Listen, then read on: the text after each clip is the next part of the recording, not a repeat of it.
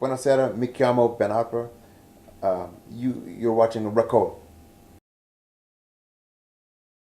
We had been in Europe for 2 months, and we were writing and rehearsing the songs in soundcheck because soundchecks got tiring of doing the same thing, and the sound always sounds. We have our own sound system and our own equipment, so it sounds very good every day. I wanted to do something more with the time and the opportunity and the great players in my band, the Innocent Criminals. So we started writing songs at soundcheck, and by about the third or fourth song, I recognized that there was something special happening between myself and the band, and I booked a studio. Yeah, Paris. Yeah, it's a significantly creative and creatively sincere city, and we were finishing the tour in France, and we found a great analogic studio in Paris that had stayed true to a certain style and sound, and it seemed like that was going to fit the songs the best. I know, I drive my record company crazy because I make a record like Diamonds on the Inside, which was like a kind, more commercial, and then I made a gospel record after that, and then I made a double record after that, and then I did this. Yeah, but I don't. I mean, I don't get me wrong. You need the record company to sell records because records don't just land in people's laps. Oh, thank you. No, I mean it takes work to get them to people, and I really appreciate the record company, the effort they put in, especially in Italy. My God, the record company here in Italy and in France and in Switzerland, incredible.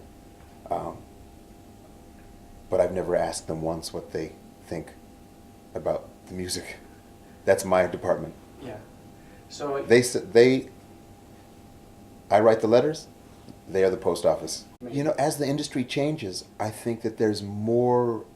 A while back, I would want to put out a record sooner, and they'd ask me to hold off. That's changed because the market's changed so fast. I think people are absorbing music quicker because it's not so much albums at a time as much as songs at a time. People seem to be ready for music at a slightly faster pace, and I think the record company is acknowledging that. Because realistically, the music that has stood the test of time in the last 30 to 50 years,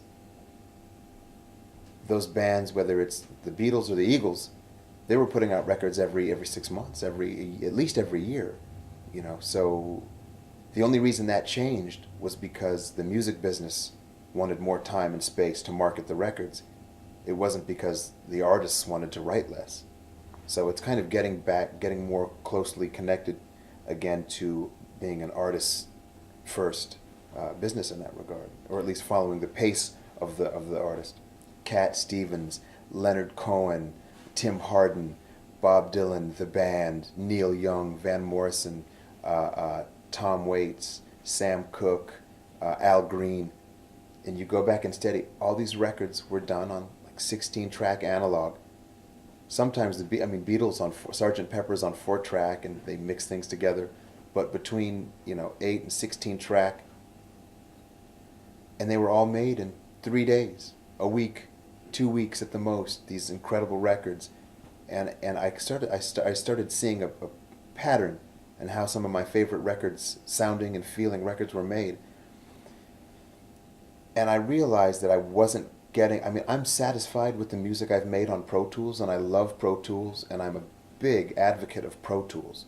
There's some kid here in Milan in his bedroom at his mom's house with Pro Tools, who will someday revolutionize the face of music because of Pro Tools. So this is great. And I'm very satisfied with the records I've made on Pro Tools, but especially for this record. And for my records to come in the future, I'm feeling strongly that I needed to get back to making records with a controlled amount of time, with a controlled amount of tracks, because I think that brings out a certain urgency and a feel that you can't get from any other style of recording.